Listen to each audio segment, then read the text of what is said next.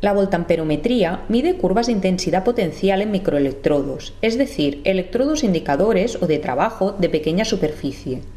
En función del potencial aplicado, se puede medir corrientes de reducción negativas o de oxidación positivas. La corriente registrada se debe por una parte a la oxidación o reducción del disolvente o del material del electrodo y por otra a la oxidación o reducción de los analitos. Las medidas voltamperométricas se realizan en una zona de potencial donde la corriente provenga exclusivamente de los analitos. En cuanto a la utilización de microelectrodos, su pequeña superficie solo altera la composición de la disolución en una capa muy delgada en torno al electrodo, denominada capa de difusión. La polarografía es un tipo de voltamperometría que utiliza un electrodo de trabajo de gotas de mercurio conjuntamente con un electrodo de referencia y un auxiliar. Para minimizar la caída óhmica, la intensidad se mide entre el electrodo de trabajo y el auxiliar, y el potencial entre el electrodo de trabajo y el de referencia. El electrodo de gotas de mercurio consiste en un capilar de vidrio por donde fluye mercurio desde un depósito conectado al circuito eléctrico. En el extremo de este capilar se forman y caen gotas de mercurio que actúan como electrodo de trabajo. La formación y caída de las gotas se favorece con presión de nitrógeno sobre el depósito de mercurio y golpes regulares sobre el capilar.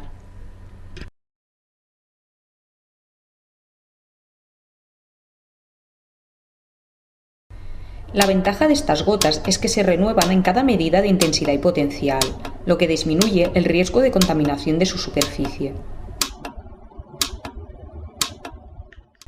El electrodo de gotas de mercurio marcó el origen de la voltamperometría, gracias a los trabajos de Jaroslav Gajowski, Premio Nobel de Química en 1959. Se trata de un electrodo muy reproducible y que permite aplicar potenciales muy negativos sin observar una reducción apreciable del agua gracias a la sobretensión del hidrógeno. La zona anódica es bastante restringida, pero permite llevar a cabo algunas oxidaciones. En polarografía se trabaja sin agitación y con una concentración elevada de electrolito inerte, también llamado electrolito soporte, que realiza el transporte de cargas por migración iónica. Así pues, el analito solo se transporta hacia el electrodo por difusión. En la modalidad clásica, el potencial se incrementa linealmente con cada gota y se obtienen polarogramas en forma de onda con potenciales de semionda característicos e intensidades de difusión proporcionales a la concentración.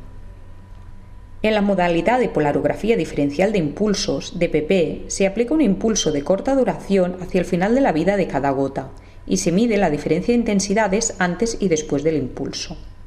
De esta forma se obtiene una especie de derivada electrónica que genera polarogramas en forma de pico.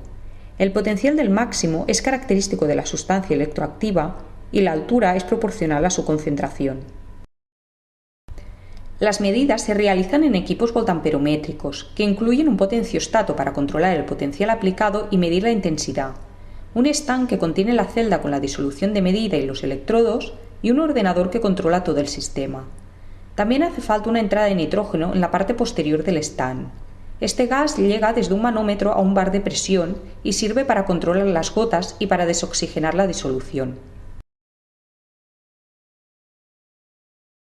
La disolución de medida se coloca en una celda de vidrio y se sumergen los tres electrodos, el indicador de gotas de mercurio, el de referencia de plata-cloruro de plata y el auxiliar de platino o carbono vitrificado.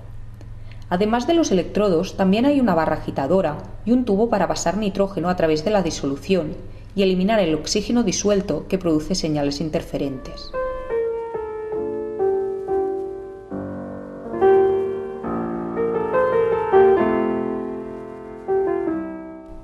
Una de las aplicaciones de la polarografía diferencial de impulsos es la determinación de ácido ascórbico, vitamina C, aprovechando la oxidación de esta sustancia en el electrodo de mercurio para generar ácido dihidroascórbico. A continuación, aplicaremos esta técnica a un zumo de naranja envasado y realizaremos adiciones estándar de una disolución patrón de ácido ascórbico. Este tipo de calibrado es habitual en las técnicas voltamperométricas, debido a los frecuentes efectos de matriz. En primer lugar, hay que extraer la celda del stand y vaciar su contenido, preservando el mercurio en un vaso para su posterior reciclado.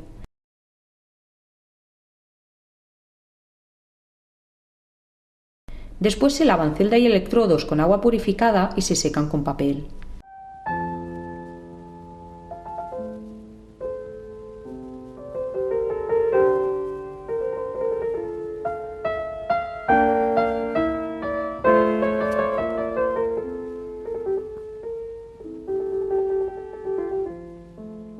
Una vez limpia la celda, se añaden con pipeta forada 50 ml de una disolución reguladora acético-acetato 0.1 molar de pH 4.6.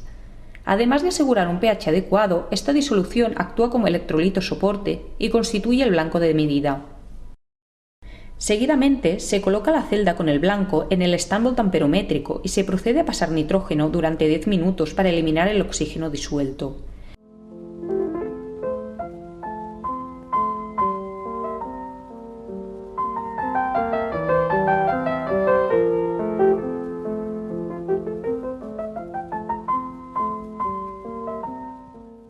Este tiempo se puede aprovechar para seleccionar los parámetros electroquímicos en el programa de control.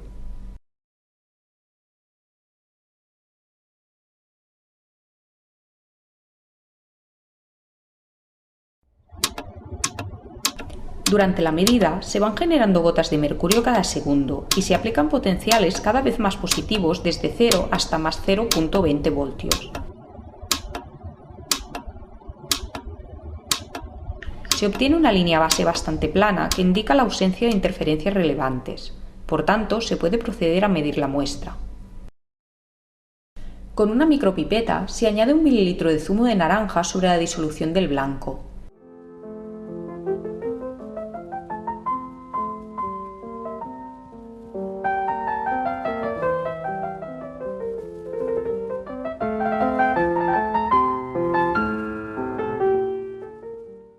Después se vuelve a pasar nitrógeno, pero ahora solo 1 minuto, y se realiza la medida polarográfica en las mismas condiciones anteriores.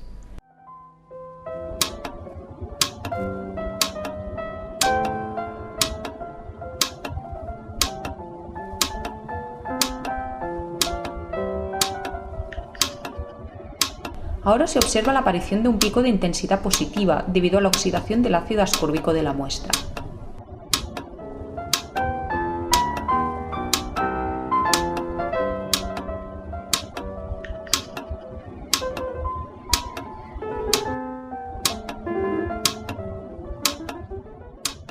De acuerdo con el método de adiciones estándar, se realizan adiciones sucesivas de 1 ml de una disolución patrón de ácido ascórbico de 500 mg partido por litro con una micropipeta, y cada vez se vuelve a pasar nitrógeno y a medir.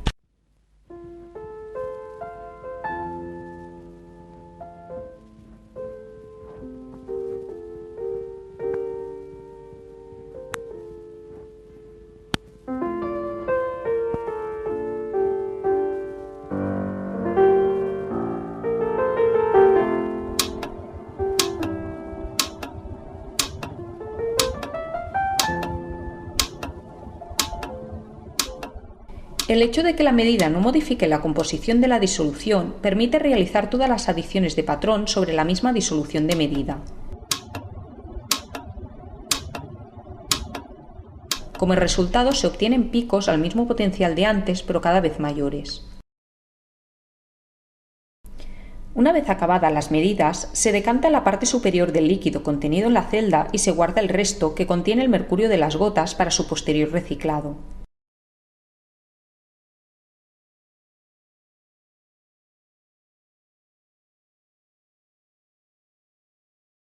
La celda se limpia, se llena con agua y unas gotas de ácido nítrico y se coloca de nuevo en el stand, a fin de que el capilar del electrodo se conserve sumergido en agua y no se obture. Finalmente se cierra la llave del nitrógeno. La altura, es decir, la intensidad de pico, es la señal analítica proporcional a la concentración. A menudo, la medida de este parámetro obliga a descontar la contribución de la línea base, que se acostumbra a considerar lineal, pero que también puede ajustarse con un polinomio. Si se representa la intensidad de los picos en función de la concentración total añadida, se obtiene una recta con una ordenada en el origen considerable. La extrapolación de esta recta a intensidad cero permite calcular la concentración de ácido ascórbico en la disolución y, a partir de las diluciones efectuadas, la concentración en el zumo. Es recomendable aplicar el método de adiciones estándar sobre 3 muestras independientes.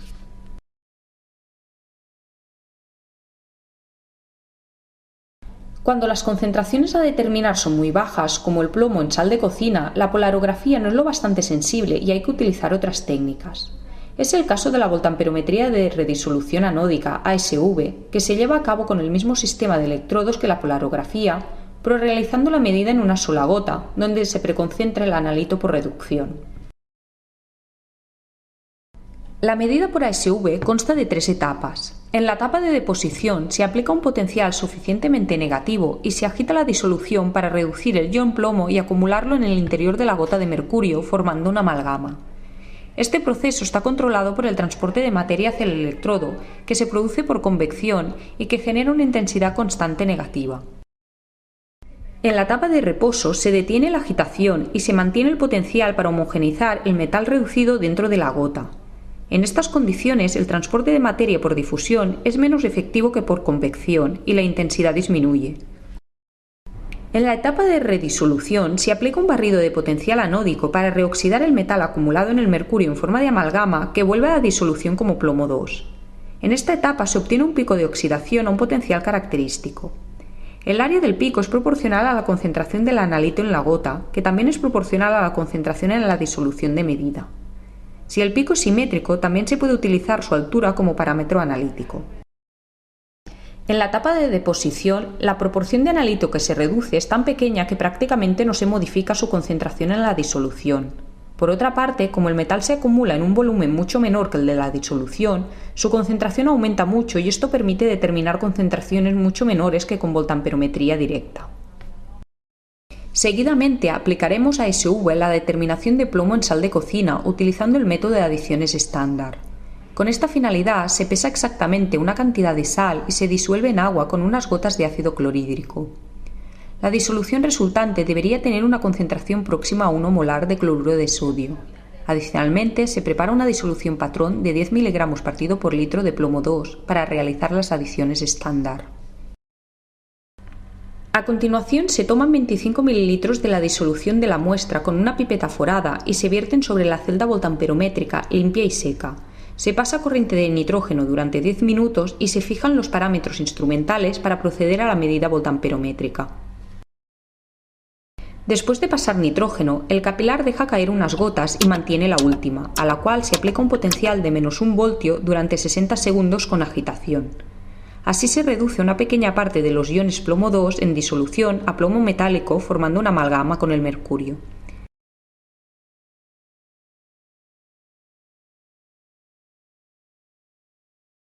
En la etapa de reposo la agitación se para durante 30 segundos y finalmente, en la etapa de redisolución, el barrido hacia potenciales más positivos genera un pico positivo de oxidación en torno a -0.6 voltios.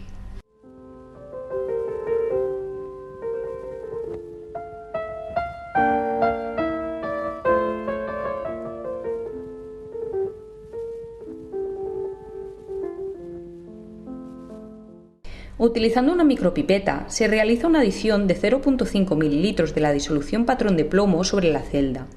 Después de pasar nitrógeno durante 1 minuto, se repite la medida, con lo que se obtiene un pico que no debería aumentar excesivamente la altura del pico original de la muestra para minimizar el error de extrapolación.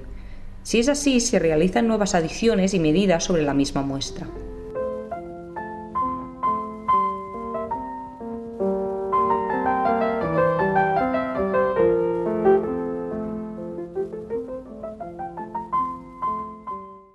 Como resultado, se obtienen picos al mismo potencial y de altura creciente.